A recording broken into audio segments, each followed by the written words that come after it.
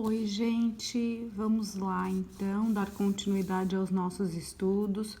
Aulinha de hoje, vamos então estudar histologia, o estudo dos tecidos, a começar tecido epitelial, certo, gente? Então vamos lá. Primeiro, composição. Tecido epitelial são organizados, são formados por células ditas justapostas. O que é isso, células justapostas? É assim, gente, ó, células lado a lado, uma ao lado da outra, de forma organizada. Isso quer dizer justapostas, tá?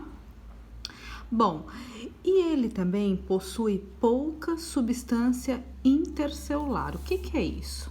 Olha só, os tecidos, eles são formados por células e por uma matriz extracelular. É como se fosse uma substância entre as células. Então, no caso dos epitélios, como as células são justapostas, lado a lado, não tem tanto espaço entre elas para haver muita substância intercelular. Então, por isso que se diz pouca substância intercelular ou pouca matriz extracelular. A abreviação é MEC, tá? Esses tecidos também, tecido epitelial, ele é considerado avascular. A na biologia é negação, então avascular quer dizer sem vasos sanguíneos.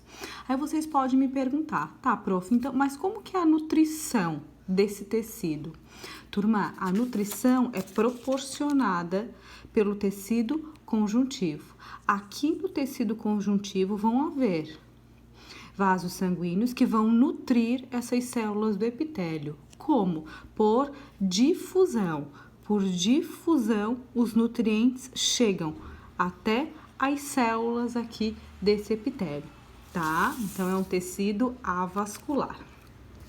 Funções, muitas funções. Então, proteção e revestimento. Os epitélios, eles revestem superfícies, órgãos do nosso corpo, enfim, N estruturas, tá? A exemplo, a pele. Então, a pele é mais de uma camada de células para proteção, tá?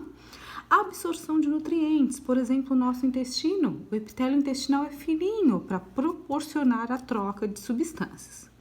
A absorção de substâncias. Bom, nos nossos alvéolos pulmonares, nós temos também um epitélio fininho para proporcionar a entrada de gás carbônico e saída de oxigênio, ou vice-versa, enfim, tá? E nós temos também outra função que é secreção de substância, no caso as glândulas, tá? Então, as nossas glândulas do corpo são todas compostas por tecido epitelial, tá? Então, gente, olha só, o tecido epitelial ele vai ser considerado de revestimento e glandular. Nessa aula nós vamos tratar desse tecido aqui, ó, de revestimento, e na próxima aula a gente trata do tecido glandular, certo? Então, vamos lá. Classificação dos epitélios de revestimento. Bom, essa classificação é dividida quanto ao número de camadas e quanto ao formato das células. Olha só que simples. Quanto ao número de camada, o epitélio ele vai ser simples, ou seja, uma camadinha só de células. Ó, tá aqui. Uma camadinha só de células, tá? Já o epitélio estratificado, ele vai ser composto de mais de uma camada. Por exemplo, aqui, 2 camadinhas de célula. Ó, várias camadas, estratificado. E o pseudoestratificado? O pseudoestratificado, gente, ele vai ser composto por uma camada de células. Mas essas células vão estar em alturas diferentes, dando a falsa impressão, ou seja, o pseudoestratificado, a falsa impressão de ser estratificado. Por exemplo, aqui, ó. Este exemplo aqui, ó. Células em alturas diferentes, ó, dando a falsa impressão de ser estratificado, mas é só uma camadinha. Então, por isso, pseudoestratificado, certo? Bom, quanto a outra classificação, formato das células, ou seja, morfologia das células, tá? Elas podem ser ditas pavimentosas, ó, achatadinhas, ó, achatadinhas. Elas podem ser prismáticas ou colunares, ó, alongada, alta, tá? Cúbicas, redondinhas, por exemplo, tá? Ou de transição. De transição, gente, elas são assim, ó, globulosas, tá? E aqui a gente pode dar o exemplo da bexiga. Quando a bexiga está vazia, elas são assim, ó, globulosas, mas quando a bexiga está cheia, está guardando o nosso xixi, por exemplo, o órgão se distende e essas células passam a tomar a forma de ser pavimentosas, tá? Então, gente, formato das células e o número de camadas vai ser a classificação dos epitélios. Agora, a gente junta tudo, tá? Antes de a gente juntar todas essas duas classificações e ver as imagens, a professora queria que vocês conseguissem relacionar isso tudo, então, as funções do epitélio. Então, se é um epitélio simples, quer dizer que ele vai ser simples, uma camadinha, porque ele precisa ou proporcionar trocas gasosas, ou proporcionar absorção. Estratificado, mais de uma camada, por exemplo, proteção, por exemplo, a pele.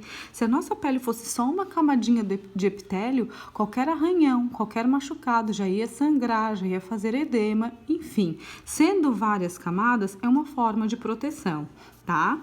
E outra coisa, quando a gente olha em microscopia esses tecidos, a gente não consegue ver a membrana plasmática das células, esse limite das células. Às vezes, a gente tem uma noção do epitélio por conta dos núcleos. Os núcleos dão a noção do tipo de epitélio, então, tá? Beleza, vamos lá, então. Ó, aqui tem a imagem, então, do corpo humano, relacionando os epitélios e as funções, tá? A começar aqui, ó, epitélio pavimentoso simples. Pavimentoso, células achatadinhas, simples, uma camadinha, por exemplo, dos nossos alvéolos pulmonares. Precisa ser assim para proporcionar as trocas gasosas de oxigênio e gás carbônico. Não tem como ser um epitélio estratificado. Nessa exemplo aqui, a gente traz também o exemplo dos endotélios. Endotélios é o vaso sanguíneos, tá? Bom, aqui, epitélio cúbico simples, por exemplo, dos nossos rins. Tá aqui, simples, uma camadinha só, e células cúbicas quadradinhas ou redondinhas, como às vezes parece na microscopia, tá?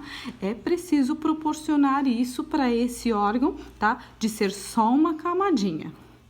Bom, seguindo, aqui, epitélio cilíndrico simples, do intestino. Simples, uma camadinha. Cilíndrico, gente, são essas células altas.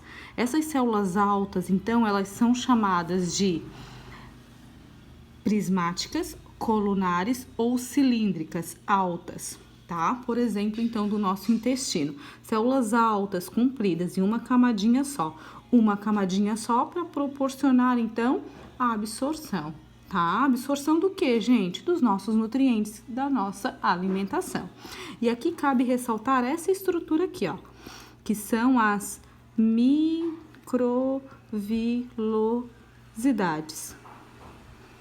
Microvilosidades ajudam a aumentar a superfície de absorção, ou seja, todas essas curvinhas aqui, elas proporcionam uma eficiência na absorção, diferente do que aqui, ó, se não tivesse, tá? Então, microvilosidades. Seguindo, epitélio cilíndrico, pseudoestratificado e ciliado.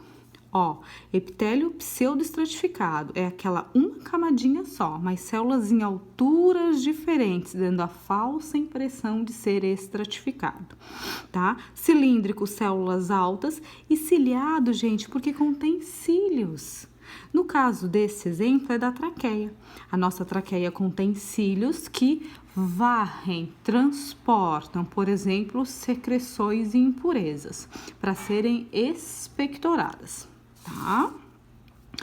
Que mais? Aqui, epitélio de transição da bexiga.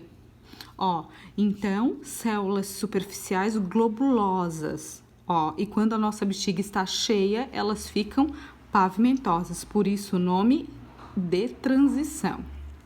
E por fim, epitélio estratificado pavimentoso, por exemplo, da nossa pele. Então, estratificado, várias camadas, e células pavimentosas, ó, células pavimentosas aqui na superfície, tá? Função, gente, proteção.